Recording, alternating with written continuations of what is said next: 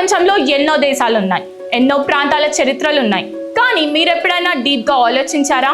ఒకే భూభాగంలో ప్రపంచంలోనే అత్యంత విలాసవంతమైన వజ్రాలు దొరికాయి. అదే మన గోల్కొండలో. కోహినూర్, హోప్, దరియా ఐనూర్, జకోబ్ లాంటి ఎన్నో వజ్రాలు దాగున్నాయి. అదే భూభాగంలో బానిసత్వానికి, దొరల ఆధిపత్యానికి వ్యతిరేకంగా సామాన్య ప్రజలు చేతుల్లో గొడ్డళ్ళు, కర్రలు పట్టుకొని రాజులపైనే తిరుగుబాటు చేశారు, వారిపైకి దండెత్తారు. ఒకవైపు వేల ఏళ్ల నాటి నీటి యొక్క అద్భుతాలు, మరోవైపు పక్కనే ఉన్న నగరాల్లో సాంకేతిక పరిజ్ఞానం. అసలు ఏమిటి నేల ప్రత్యేకత? ఎందుకంత పౌరుషం? ఎందుకంత సాంస్కృతిక వైవిధ్యం? ఈ ప్రశ్నలన్నిటికీ ఒకే ఒక సమాధానం: తెలంగాణ. ఈ కథను ఒక కొత్త విషయంతో మొదలు పెడదాం. తెలంగాణ విషయానికి వస్తే, ఈ రోజు మనం చూస్తున్న 33 జిల్లాలు ఒకప్పుడు ఎలాగుండేవో తెలుసా?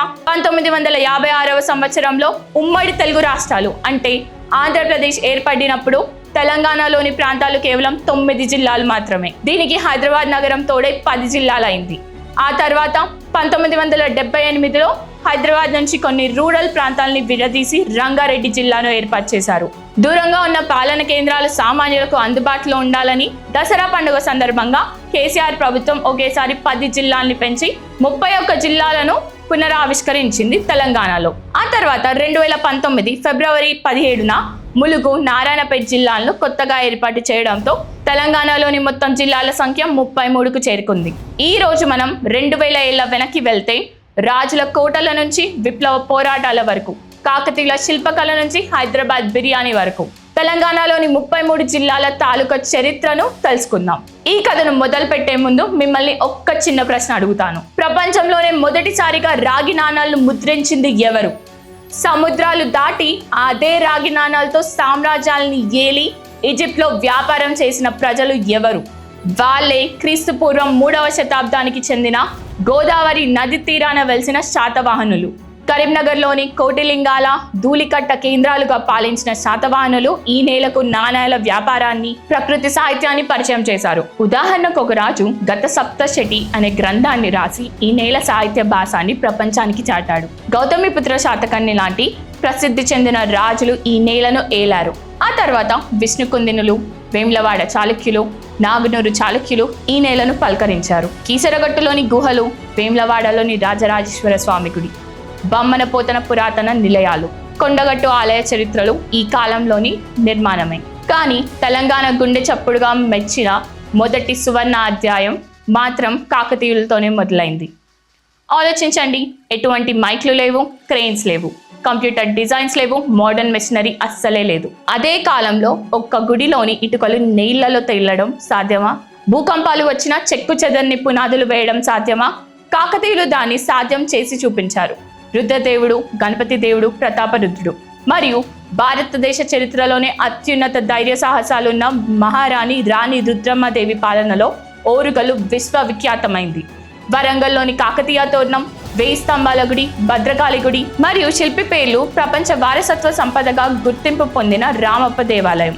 ఇవన్నీ కాకతీయుల ఇంజనీరింగ్ అద్భుతాలకు నిదర్శనాలు. ఇంత గొప్ప నిర్మాణాలలో శాండ్ బాక్స్ టెక్నాలజీని కూడా వాడారు. అంతేకాదండోయ్, నీటిపై తేలియాడే ఇటుకలను కూడా తయారు చేశారు. అంతటితో ఆగకుండా ఎడారి లాంటి ఈ ప్రాంతాన్ని సస్యశ్యామలం చేయడానికి వారు నిర్మించిన గొలుసు కట్టు చెరువులు ఎంత ఉపయోగపడ్డాయి. ఈ వ్యవస్థని చూస్తే నేటికి ఆధునిక ఇంజనీర్లు ఆశ్చర్యపోతారు. పక్కనున్న చెరువులను కలుపుతూ ఒక చెరువు నుంచి మరొక చెరువులోకి నీళ్లు వెళ్ళడానికి ఏర్పాట్లు చేశారు. ఉదాహరణకు పాకాల్ చెరువు, రామప్ప చెరువు, లక్నవరం చెరువు, గన్పూర్ చెరువు ఇవన్నీ కాకతీయులు నిర్మించిన చెరువు అద్భుతాలు. కానీ కాలం ఎప్పుడు ఒకేలా ఉండదు కదా. అంతటి వైభవాన్ని అనుభవించిన ఓరుగల్లు పడవ శతాబ్దం చివరిలో అంటే 1323లో ఢిల్లీ సుల్తాన్ల దండయాత్రతో రక్తం చూసింది. అలావుద్దీన్ ఖిల్జీ సైన్యాధికారి మాలిక్ కఫూర్, ఆ తర్వాత ఉలుగ్ ఖాన్ లాంటి వారు ఓరుగల్లుపై దండెత్తారు. ప్రతాపరుద్రుడిని ఓడించారు. కాకతీయుల పతనం తర్వాత ముసునూరి నాయకులు కొంతకాలం పాలించిన ఈ నేలపై బహమానీలు, ఆ తర్వాత కుతుబ్ షాయిలు తమ జెండా ఎగరవేశారు. గోల్కొండ కేంద్రంగా సుల్తాన్ కులీ కుతుబ్ షా సామ్రాజ్యం తెలంగాణ సంస్కృతిని మార్చేసింది. పర్షియన్ సంస్కృతి, తెలుగు సాంప్రదాయం కలగలిసి గంగా జమున తహజీబ్ పురుడు పోసుకుంది. 1591వ సంవత్సరంలో ప్లేగ్ వ్యాధి న్యాయమైనందుకు కృతజ్ఞతగా మహమ్మద్ కులీ కుతుబ్ షా ప్రపంచంలోనే అత్యంత అందమైన నగరాల్లో ఒక్కటైన భాగ్యనగరాన్ని నిర్మించాడు. భాగ్యనగరం అంటే ఏంటో అనుకోకండి, మన హైదరాబాదే. కులీ కుతుబ్ షా తన భార్య పేరు మారు మోగిపోవాలి ఎన్ని తరాలైనా అని చెప్పి భాగ్యనగరం అని పేరు పెట్టారు. దానికి ప్రతీకగా చార్మినార్ను కూడా ప్రతిష్ఠించారు.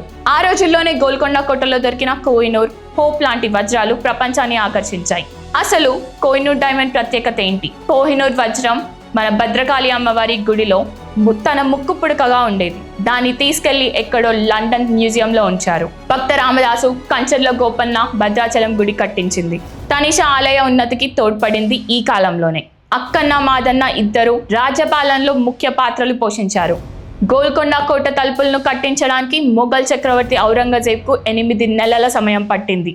ఈ కోట రక్షణ వ్యవస్థ ఎంత బలమైందో ఊహించండి. ఫతే దర్వాజా దగ్గర చప్పట్లు కొడితే బాలాహిసార్ దగ్గర వినబడుతుంది. ఇక్కడి సౌండ్ వేవ్ ఇంజనీరింగ్ ప్రత్యేకత ఇదే. మొఘళ్ల ఆధిపత్యం తర్వాత వచ్చారు ఆసఫ్ జాయిలు, అంటే మన నిజాం రాజులు. ఆసఫ్ జాయిలు 7 తరాల పాటు ఏలేశారు. నిజాం మీర్ ఉస్మాన్ తర్వాత నిజాం మీర్ ఉస్మానీ ఖాన్ వాళ్ళు వచ్చారు.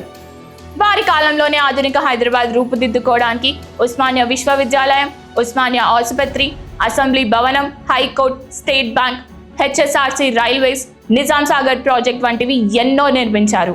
చివరి నిజాం మీర్ ఉస్మాన్ అలీ ఖాన్ ఒకానొక సమయంలో ప్రపంచంలోనే అత్యంత ధనవంతుడిగా టైమ్ మ్యాగజైన్ కవర్ పేజ్ పై కూడా నిలిచారు. అయితే ఇక్కడి కథలో ఒక విచారకరమైన సమయం ఉంది. అప్పుడు రాజులు ధనవంతుడే, కానీ ఆయన కిందున్న సామాన్య ప్రజల పరిస్థితి ఏంటి? జాగీర్దార్లు, దొరలు, దేశ్ముఖ్ల చేతుల్లో పేద రైతులు నలిగిపోయారు. వెట్టి చాకిరీ పేరుతో మనుషుల్ని బానిసలాగా చూశారు. చేసిన పనికి జీతం ఇవ్వకుండా వెట్టి చాకిరీ చేపించుకున్నారు. బానిసత్వం పరాకాష్ఠకు చేరినప్పుడు తిరుగుబాటు పుడుతుంది. ఆ తర్వాత వచ్చిందే తెలంగాణ రైతాంగ సాయుధ పోరాటం. జల్ జంగల్ జమీన్ అంటూ అడవిపై హక్కుల కోసం కొమరం భీం గర్జించాడు. దొరల గాడీలను ఎదిరించి గ్రామంలో చాకలి ఐలమ్మ పోరాడింది. కొమరయ్య వీరమన్నంతో ఈ పోరాటం ఎన్నో గ్రామాలకు వ్యాపించింది. తుపాకులు పట్టుకున్న కాసిం రజ్వీ రజాకార్లను ఎదుర్కొంటూ సామాన్య ప్రజలు కర్రలు పట్టుకొని వారిని తరిమి కొట్టారు. 10 లక్షల ఎకరాల భూమిని పంచుకున్నారు. ప్రపంచ చరిత్రలోనే ఒక రాచరిక వ్యవస్థపై సామాన్యులు సాధించిన అతి పెద్ద విజయం ఇది. 1948లో సెప్టెంబర్ 17న ఆపరేషన్ పోలో పేరుతో సర్దార్ వల్లభాయ్ పటేల్ ఆదేశాలతో భారత సైన్యం చేపట్టిన చర్యతో హైదరాబాద్ రాజ్యం భారతదేశంలో విలీనమైంది. బురుగుల రామకృష్ణారావు తొలి ముఖ్యమంత్రిగా హైదరాబాద్ రాష్ట్రం ఏర్పడింది. ఆ తర్వాత 1956 నవంబర్ 1న పెద్ద మనుషుల ఒప్పందం అంటే జెంటిల్మ్యాన్స్ అగ్రిమెంట్ ద్వారా ఆంధ్ర ప్రాంతంతో కలిపి ఆంధ్రప్రదేశ్ రాష్ట్రంగా ఏర్పడింది. కానీ ఒప్పందాలు మాత్రం కాగితాలకే పరిమితమై నీళ్లు, నిధులు, నియమాల్లో తీవ్ర వివక్ష ఏర్పడింది. 1969లో తొలి దశ ప్రత్యేక రాష్ట్ర ఉద్యమం ఉవ్వెత్తుకొచ్చింది. మర్రి చెన్నారెడ్డి, తెలంగాణ ప్రజా సమితి, ఉస్మానియా యూనివర్సిటీ విద్యార్థుల తగాదాల్లో 369 మంది విద్యార్థులు ప్రాణాలు అర్పించిన తర్వాత ఉద్యమం అణిచివేయబడింది. మళ్ళీ 2001 ఏప్రిల్ 27న కల్వకుంట్ల చంద్రశేఖర్ రావు గారు తెలంగాణ రాష్ట్ర సమితి అనే పార్టీని స్థాపించి ప్రొఫెసర్ జయశంకర్ సిద్ధాంత మార్గదర్శకంలో తిరుగుబాటు ప్రయత్నించారు. ఇది కేవలం రాజకీయ ఉద్యమం కాదు, ఒక సాంస్కృతిక పునర్జీవనం. తెలంగాణ రాష్ట్రమైన కేసీఆర్ చావైనా అని చేసిన అమర నిరాహార దీక్ష వల్ల 2014లో తెలంగాణని ఇచ్చేశారు. దీంతో పాటు శ్రీకాంచారి, యాదిరెడ్డి లాంటి వందల మంది యువకుల బలిదానాల వల్ల సకల జనుల సమ్మె, మిలియన్ మార్చ్, వంటవార్పు, సాగరహారం, రాస్తా రోకో లాంటి కోట్లాది మంది ప్రజలు రోడ్లపైకి వచ్చారు. రాస్తా రోకోలతో కోట్లాది మంది ప్రజలు రోడ్లపైకి వచ్చారు. ఉద్యోగులు, విద్యార్థులు, కవులు, కళాకారులు, ధూమ్ధామ్ కళాకారులు, ఉద్యోగులు, విద్యార్థులు, కవులు, కళాకారులు ఒంటి కాలిపై నిలబడ్డారు. శ్రీకృష్ణ కమిటీ నివేదికల తర్వాత కేంద్ర ప్రభుత్వం పార్లమెంట్లో ఆంధ్రప్రదేశ్ రికగ్నిషన్ బిల్ 2014లో ఆమోదించింది. దీనితో 2014 జూన్ 2న భారతదేశంలో 29వ రాష్ట్రంగా తెలంగాణ అధికారికంగా ఆవిర్భవించింది. ఇప్పుడు తెలంగాణ సంస్కృతి, ఆత్మ గౌరవాన్ని చాటుతూ ఇక్కడ జరిగే అద్భుతమైన పండుగలు, జాతరల గురించి మాట్లాడుకుందాం. తెలంగాణ పండుగలు కేవలం దేవుళ్ళని పూజించడమే కాదు, ప్రకృతిని, సోదరతత్వాన్ని, వీర పోరాటాన్ని పూజించే అద్భుతమైన సాంప్రదాయాలు. ముందుగా తెలంగాణ రాష్ట్ర పండుగ బతుకమ్మ. ప్రపంచంలోనే పూలని దేవతగా పూజించే ఏకైక సంస్కృతి పండుగ మన తెలంగాణది. ఎంగిలి పూల బతుకమ్మ నుంచి మొదలై 9 రోజుల పాటు పట్టు చీరలు ధరించి, ఆభరణాలు ధరించి, తంగేడు, గునుగు, బంతి, చామంతి పూలను గోపురంలా పేర్చి బతుకమ్మ బతుకమ్మ ఉయ్యాల అంటూ మహిళలు ఆటపాటలతో అంగరంగ వైభవంగా బతుకమ్మ పండుగని జరుపుకుంటారు. చివరి రోజు పెద్ద బతుకమ్మ. దీనినే సద్దుల బతుకమ్మ అని కూడా అంటారు. చేసిన బతుకమ్మని నదిలో వదిలేసి వెళ్ళి రా అమ్మ అని కోరుకుంటారు, కృతజ్ఞతలు తెలుపుతారు. ఆ తర్వాత ఆషాఢ మాసంలో జరిగే బోనాల పండుగ. సికింద్రాబాద్ ఉజ్జయిని మహాకాళి, గోల్కొండ మహాకాళి, లాల్ దర్వాజా మహాకాళి ఆలయాల్లో మహిళలు వండిన అన్నం బెల్లం పాలతో బోనం ఎత్తుతారు. వేపాకు పసుపు కుంకుమతో అలంకరిస్తారు. తలపై పెట్టుకొని దీపం పెడతారు. పోతురాజు నృత్యాలు, తప్పెట గుల్లాల శబ్దాల మధ్య అమ్మవారికి నైవేద్యంగా సమర్పిస్తారు. ఇక గిరిజన సంస్కృతికి వస్తే మేడారం సమ్మక్క సారక్క జాతర దక్షిణ భారతంలో అతిపెద్ద గిరిజన జాతర. అలాగే దక్షిణ ఏషియా ఖండంలో కూడా అతిపెద్ద గిరిజన జాతరగా పేరు పొందిందే ఇది. కాకతీయుల ప్రపంచ ధోరణి, దొరలు విధించిన పన్నుకి వ్యతిరేకంగా పోరాడిన గిరిజన వీరుల త్యాగాన్ని సమర్పించుకుంటూ ప్రతి 2 ఏళ్లకు ఒకసారి కోట్లాది మంది భక్తులు మేడారం జాతరకు వస్తారు. భక్తులు జమ్మికుంట, గోదావరి తీరాల్లో స్నానాలు చేసి తమ బరువుకి తగ్గ బెల్లంని అమ్మవార్లకు సమర్పించుకుంటారు. దీంతో పాటు దసరా, భీమన్న పండుగ, ఏడుపాయల జాతర, నగోబా జాతర, పీర్ల పండుగ అంటే మొహరం లాంటి పండుగలు ఇక్కడ హిందూ ముస్లిం సామరస్యానికి, గిరిజన అగ్రహార సంస్కృతులకు ప్రతీక. ఇవన్నీ మన కళ్ళకు కట్టినట్టు తెలంగాణ వైభవాన్ని చూపించే నిదర్శనలు. మరి ఈ చరిత్ర, పండుగలను తనలో దాచుకున్న నేటి తెలంగాణ స్వరూపం ఎలా ఉందో తెలుసా? ఏకంగా 33 జిల్లాలు, ప్రతి జిల్లాకు ఒక ప్రత్యేక కథ ఉంది, ఒక విశేషమైన గుర్తింపు ఉంది. మనం రాజధాని హైదరాబాద్ నుంచి మొదలు పెడితే ఇది ఐటీ యుగానికి, చారిత్రక కట్టడాలకు, బోనాలు, పీర్ల పండుగలకు మరియు రుచికరమైన బిర్యానీకి నిలయం. దానికి ఆనుకొని ఉన్న మేడ్చల్, మల్కాజ్గిరి, రంగారెడ్డి జిల్లాలు ఏషియాలోనే అతిపెద్ద ఫార్మా, సాఫ్ట్వేర్ హబ్లకు వెలుగు లాంటివి. సంగారెడ్డి జిల్లా ఐఐటి లాంటి విద్యా సంస్థలకి ప్రతీక. వికారాబాద్ అనగానే అనంతగిరి కొండలు, మూసీ నది జన్మస్థానం, కోటపల్లి రిజర్వాయర్ గుర్తొస్తాయి. ఉత్తర తెలంగాణ వైపు వెళ్తే పూర్వపు ఉమ్మడి ఆదిలాబాద్ జిల్లా ఇప్పుడు 4 భాగాలుగా మారింది. ఆదిలాబాద్, కుమరంభీం, ఆసిఫాబాద్ జిల్లాలు దట్టమైన అడవులకు, కుంతల, పోచెర జలపాతాలకు, నగోబా జాతర లాంటి గోండ్ గిరిజన పండుగలకు, కుమరంభీం పోరాట స్ఫూర్తికి ప్రతీకలు. మంచిర్యాల్ బ్లాక్ గోల్డ్ అంటే బొగ్గు గనులకు, బెల్లంపల్లి బెల్లం వ్యాపారానికి ప్రతీక. నిర్మల్ జిల్లా తన తోలుబొమ్మలు, పొన్కి చెక్క కళాకారులకు, నిర్మల్ పెయింటింగ్స్ కి. ఇక గోదావరి ఒడ్డున ఉన్న కరీంనగర్ వెండి తీగలకు, ఎల్గందల్ కోటకు ప్రసిద్ధి. జగిత్యాల జిల్లాలోని కొండగట్టు ఆంజనేయ ఆలయం, పెద్ద బొమ్మల సంస్కృతి, ధర్మపురి లక్ష్మీ నరసింహస్వామి గుడి ప్రత్యేకమైనవి. పెద్దపల్లి జిల్లా రామగుండం ఎన్టీపీసీ విద్యుత్ ఉత్పత్తికి గుండెకాయ లాంటిది. రాజన్న సిరిసిల్ల జిల్లా ఒకప్పుడు నేత కార్మికుల కష్టాలకు నిలయమై నేడు ఆధునిక టెక్స్టైల్ పార్క్ లాగా మారింది. మ్యాచ్ బాక్స్లో పట్టే చీరలు నేయడానికి ప్రతీకగా మారింది. అటువైపు రామప్ప దేవాలయాన్ని తన గుండెలో దాచుకున్న ములుగు జిల్లా మేడారం సమ్మక్క సారక్క జాతరతో దక్షిణ ఏషియాలో అతిపెద్ద గిరిజన పండుగకు ప్రతీకగా నిలిచింది. భద్రాద్రి కొత్తగూడెం జిల్లా రాముడు కొలువైన భద్రాచలం గుడికి, శ్రీరామనవమి కళ్యాణానికి, సింగరేణి బొగ్గు గనులకు, కిన్నెరసాని ప్రాజెక్టు నిలయం. ఖమ్మం జిల్లా లకారం చెరువుతో, ఖమ్మం ఫోర్ట్తో, ధాన్యపు రాశులతో విరజిల్లుతోంది. వరంగల్, హన్మకొండ జిల్లాల్లో అడుగు పెడితే కాకతీయుల వైభవం, భద్రకాళి అమ్మ గుడి, 1000 స్తంభాల గుడి, బోనాల జాతర ఇలాంటివి మొదలైనవన్నీ ఇక్కడ కనిపిస్తాయి. మహబూబాబాద్ జిల్లా గిరిజన సంస్కృతికి, బయ్యారం చెరువుకు, లోతైన అటవీ ప్రాంతాలకు ప్రసిద్ధి చెందింది. ఇక జయశంకర్ భూపాల్పల్లి జిల్లాకి వస్తే కాళేశ్వరం ప్రాజెక్టు, కోటగుళ్ళ ఆలయాలకు, ప్రణహిత గోదావరి సంగమానికి ప్రసిద్ధి.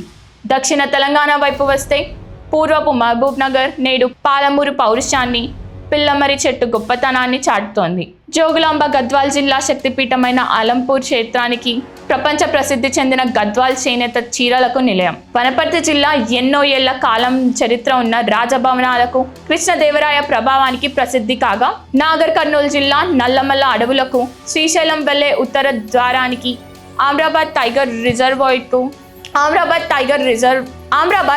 రిజర్వ్ కు ప్రసిద్ధి. నారాయణపేట జిల్లా తన నేత చీరలకు, గరికపాటి సాహిత్యానికి ప్రభావం చూపే ప్రసిద్ధ నిలయం.